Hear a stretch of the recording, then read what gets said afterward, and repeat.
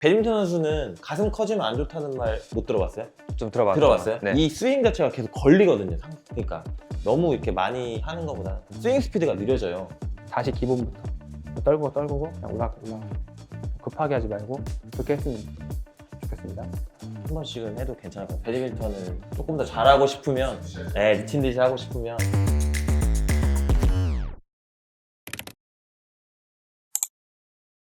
저번 주에도 말씀했듯이 이번 주에는 중요한 포인트를 한 3개 정도 잡아서 말씀드리도록 하겠습니다.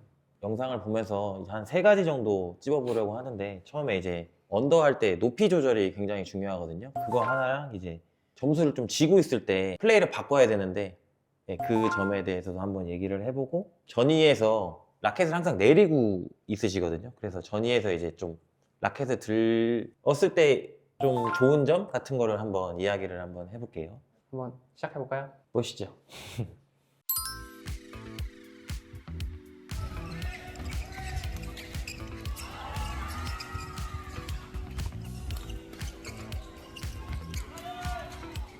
방금 같은 경우에 보면 드라이브성으로 보내는 건 좋은데, 네.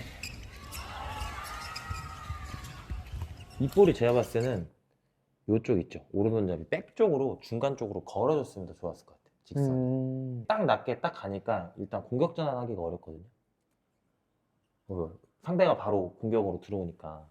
이런 점에서 직선으로 조금 중간 볼을 붙여준다니, 아니면 차라리 아까 말한 높낮이를 잡아서 쳐주면 이제 파트너도 이제 여기 좀 빠지면서 준비할 시간이 생기는데, 급하게 치다 보니까 이제 준비를 못했던 것 같아요. 보니까 여기 이쪽에 붙어 있죠. 네.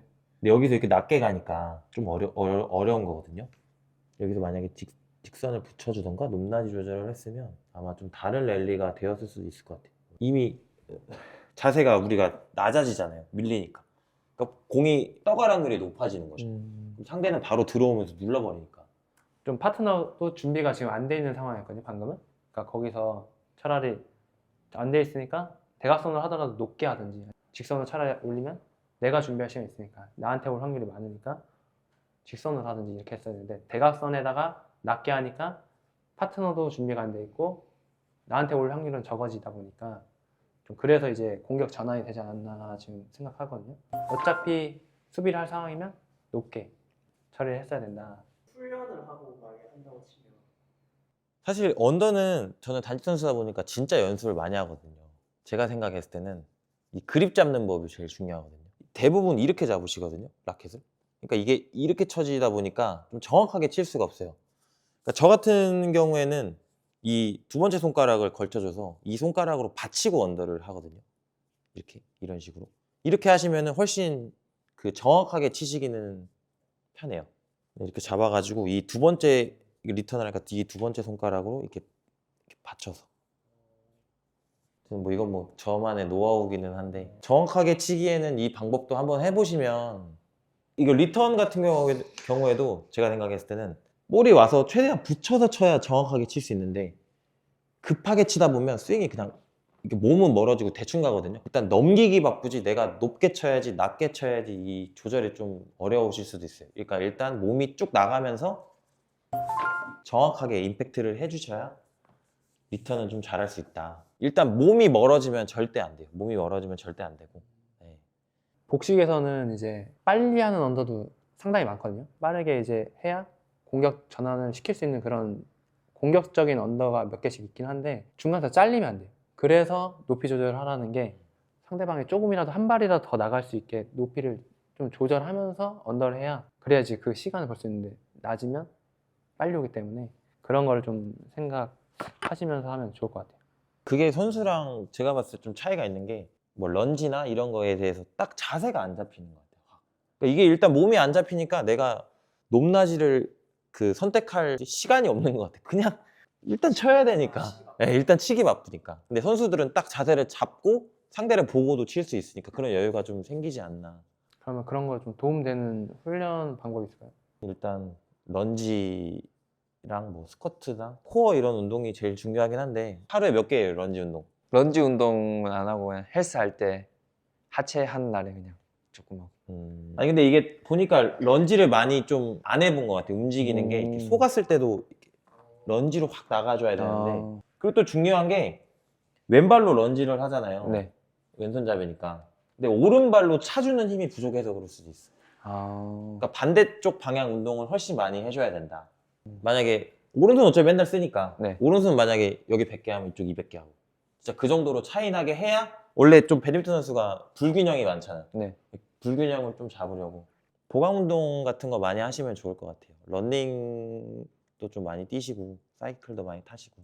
좀 바쁘신 분들은 레슨 들어가기 전에 전후로 요즘에 밴드 이런 훈련 많거든요. 그런 거 좀 찾아서 운동 시작할 때는 뭐 어깨, 끝날 때는 뭐 하체 이런 식으로 좀 하시면 좀 도움이 많이 될 것 같아요. 그리고 제가 생각하기에는 어깨 뭐 벤치프레스, 뭐 숄더 이런 거 하면은 스매시가 세진다고 생각하실 텐데 하체 운동 많이 하셔야 스매시 강해집니다. 일단 이 회전이 중요한 거지 이 무게를 많이 들다고 센 건 아니거든요. 그렇게 따지면 연성이 형 엄청 호리호리 하잖아요. 근데도 이 파워가 나오는 거 보면 딱 잡아놓고 임팩트를 한 번에 딱 주기 때문에 센 거거든요. 저는 상체 운동 많이 했거든요. 동시에 하체 운동은 다시 많이. 하체 8에 상체 2 정도 하면은 딱 괜찮을 것 같아요. 아, 하체 8에 상체 2. 하체 3, 상체 7 했었는데. 네, 상체 운동이 나쁘다는 건 아닌데 네. 근데 상체가 커지면 배드민턴 선수는 가슴 커지면 안 좋다는 말 못 들어봤어요? 좀 들어봤죠. 들어봤어요? 네. 이 스윙 자체가 계속 걸리거든요. 그러니까 너무 이렇게 많이 하는 것보다 스윙 스피드가 느려져요. 손목 운동도 너무 많이 하면 손목이 두꺼워지면 가동 범위가 덜 나오거든요. 그러니까 그런 것도 생각하면서 한 번씩은 해도 괜찮을 것 같아요. 배드민턴을 조금 더 잘하고 싶으면 미친 듯이 하고 싶으면 하체 5, 복근 3, 코어. 코어 진짜 중요하니까. 코어는 그냥 매일 자기 전에라도 플랭크 뭐 1분에 5번만 해도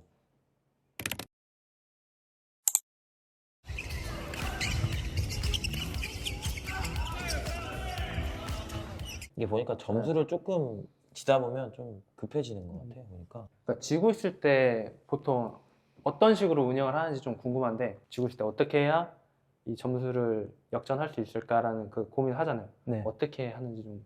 게임을 하다 보면 지고 있을 때 항상 그렇지만 준장한 경기에는 이거 내가 어떻게 풀어야 되지라기 생각보다는 내 파트너한테 많이 칠 수 있게 해주지라는 생각을 많이 하는 것 같아요. 같이 막 이야기를 하고 그러진 않아요. 네. 많이. 경기 전에는 이렇게 많이 서로 소통하고 막상 게임 들어가면 긴장을 해서 그런가 제 공 치기에 급급해지니까 한번 크게 점수가 벌어지면 극복하기가 좀 어려워져요. 근데 사실 게임할 때 얘기를 더 많이 하는 게 중요한 거 아니에요?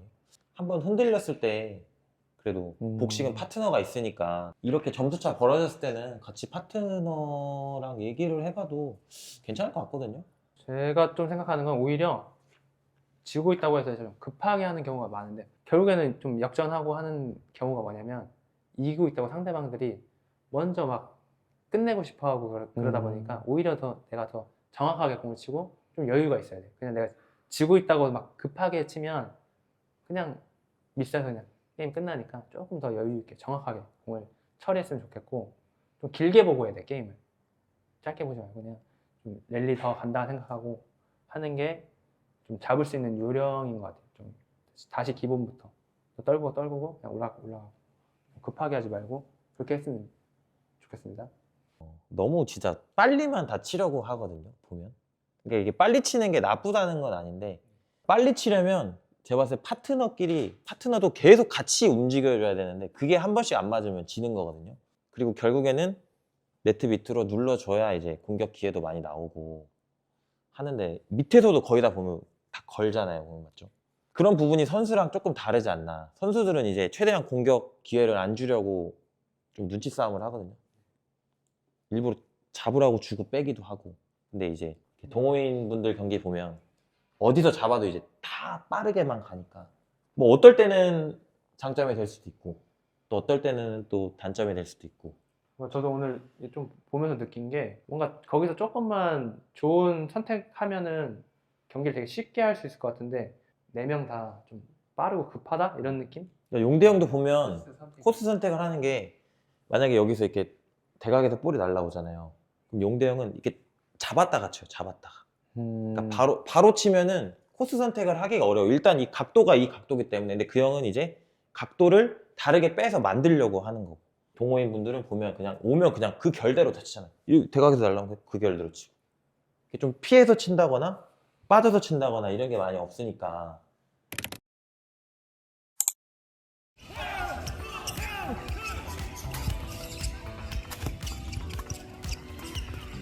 그렇죠. 지금은 앞에 마지막에 라켓? 얘기한 거 라켓을 별로 안 들고 있어요 보니까. 내리고 여기서 치고 내리고 치고 내리고 하니까 좀 늦죠. 쳤으면 바로 들고, 쳤으면 바로 들고 해야 되는데. 되게 어렵긴 한데 치면서 예측을 하고 딱 쳐야 되는데 그러니까 치고 나서 다음 거를 생각을 많이 안 하고 있으니까 치면 바로 쳐야지 이 생각을 하면서 쳐야 되는데, 치고 나서 상대가 쳤을 때 생각하니까 늦는 거죠. 치고 내리고 치고 내리고. 딱 뭔가 목적이 있게 딱 쳐야 되는데 용대형은 한 3구 정도 생각하고 칠걸요? 아닌가? 4구예요? 5개 생각한대요? 와, 3구도 아니에요? 어쩐지 역시 그러니까 세계 랭킹 1등. 예측을 안 하면 사실 공이 빠르기 때문에 못 잡거든요.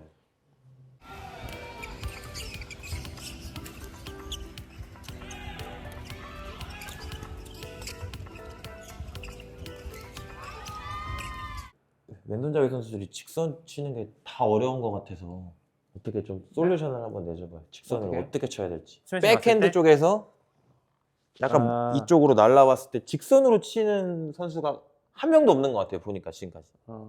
직선에 있으면은 우선순위로 제일 빨리 떨어지는 걸 우리가 준비하잖아요. 여기를 먼저 준비해야 되는데 이번에 좀 준비를 좀 미흡하게 하고 있지 않나. 그리고 이거 너무 억지로 직선으로 치려고 하는 것보다 그냥 결대로 와서 너무 강하게 오거나 빠르게 오면 그냥 결대로 그냥 그쪽을 안 뜨게만 줘도 괜찮으니까 너무 억지로 직선으로 치려고 하면 뜨게 가거나 하면 또 역습이 오기 때문에 정확하게. 라켓 잡을 때 강하게 잡아야 어떻게 잡아요? 저는 백핸드 칠 때 어떻게 이렇게 그러니까 넓은 면에 그냥 넓은 면에. 네. 제가 봤을 때는 넓은 면에 받치니까 봐봐요. 이렇게 있죠. 넓은 면에 받치면 손목이 죽을 수밖에 없어. 그냥 이렇게 있어도 죽지 않아요? 돌리면은 제가 봤을 때 치기 쉬울 것 같아요. 근데 이게 백핸드를 다 이렇게 치잖아요. 보면 이 면대로. 네. 근데 이렇게 치면 아마 저는 돌아가지 않을까 생각하거든요. 수비는 각도를 만들어야 되기 때문에 이걸 돌려야 저는 돌아갈 것 같아요. 라켓이. 이렇게 여기 네. 백클리어 보통 잡을 때 그쵸. 그렇게 한번 아. 돌려서 잡아보는 것도. 근데 이렇게 치면 밀릴 수밖에 없을 것 같아요. 딱 보니까. 이 연습으로. 백핸드 칠 때도 이렇게 돌려서 잡잖아요. 맞죠? 그렇죠. 이렇게 잡으면 이것도 각도가 안 나와요. 클리어 칠 때는 거의 네. 거기면 잡고 쳐요. 그렇죠. 네, 근데 웬만하면 수비할 때는 여기를 자꾸 치고 있었고 백클리어나 이런 스윙 손목의 가동 범위가 좀 많아질 경우에는 여기 자꾸 쳐. 근데 이런 경우 같은 경우에도 손목의 가동 범위를 넓혀줘야 칠 수 있을 것 같거든요. 되게 각도가 어려운 각도라서. 그리고 수비 같은 경우에는 웬만하면 백핸드 그립으로 가지고 있는 게 더 좋아요. 좋죠. 음. 이거 공 칠 때 네, 포핸드 치는 것보다 다 백핸드로 치잖아요. 거의 네. 다. 그러면 라켓 잡는 거 자체를 백핸드 쪽으로 잡고 있어야. 근데 이게 꼭 정답이 있는 게 아니라서 자기한테 정답 맞는 게 없어요, 있는데 그래도 이렇게 한번 시도를 해봤으면 좋겠다. 근데 선수들은 보면 이 라켓을 가지고 논다 그러죠. 네. 이게 그립을 계속 바꿔요. 이게 한 가지로만 잡고 있는 게 아니고 그냥 어떻게 보면 그냥 라켓 그냥 대충 이렇게 들고 있다 치는 사람들도 있어. 안 잡고 있다고. 그러니까 이걸 너무 꽉 잡고 있으면 안 좋은 것 같아. 이거는 각도가 안 나와. 알아요? 제가 스매시 때릴 때 영상을 보니까 손가락이 이렇게 펴지더라고요. 폈다가 이렇게 잡아요. 예, 이렇게 잡으면서 때려. 그래서 잘 맞을 때는 좋은데 안 맞을 때가 있어 한 번씩. 라켓이 돌아가가지고 그쵸. 그걸 알고 좀 고쳐보고 싶은데 이게 습관이 돼 있으니까 안 고쳐지더라고요. 맞아요. 어느 정도까지나요? 아니 아예 낮다 잡아. 거의 이렇게 잡아. 이렇게 잡고 이렇게 아. 잡아. 네. 근데 맞는 것 같아요. 이게 첫 세트 때는 좀 먹힌 느낌이 있었는데 첫 세트 때부터는 그냥 아무것도 안 먹히더라고요. 그리고 저도 후에서 고민이 많은 게 이 스매시를 강하게는 때릴 수 있는데 계속 주변에 코치님들이 말할 때 무조건 강하게만 때리지 말고 공이 세게 때릴 수 없는 상황일 때는 이 몸에 70% 60%만 이용해서 치고 다음 공을 더 빨리 쳐라. 연타를 때려서 더 좋은 공을 만들어라 라고 항상 듣는데 실제 뭐 대회나 들어가면 긴장을 해서 그런가 어깨에 힘이 많이 들어가더라고요. 그것도 좀 방법이 있는 게 네. 만약에 풀 100%로 그러면 몇 개 정도 때릴 수 있어요? 15개, 20개. 맞죠? 네. 그럼 30개 정도 때릴 수 있게 하고 아, 그 정도로 분배를 하면서 때리는 게 한 80% 정도 될 거예요. 아마. 똑같은 일정하게. 네. 그거 한번 훈련 한번 해보세요. 아, 그러면 평상시에 30개 때리는 때리는 훈련. 그러면 이제 30개를 좀 균일하게 때릴 수 있게. 그걸 한번 훈련. 오늘 뭐 몇 가지 포인트를 좀 저희가 말씀드렸는데 뭐 높이 조절, 전위에서 라켓을 들고 있어야 되는 거, 그리고 지고 있을 때 어떻게 플레이하는지, 그리고 수비, 자세히 뭐 이런 거 많이 알려드렸는데 다음 주에는 좀 다른 포인트 알려드릴 테니까 다음 주도 기대해 주세요.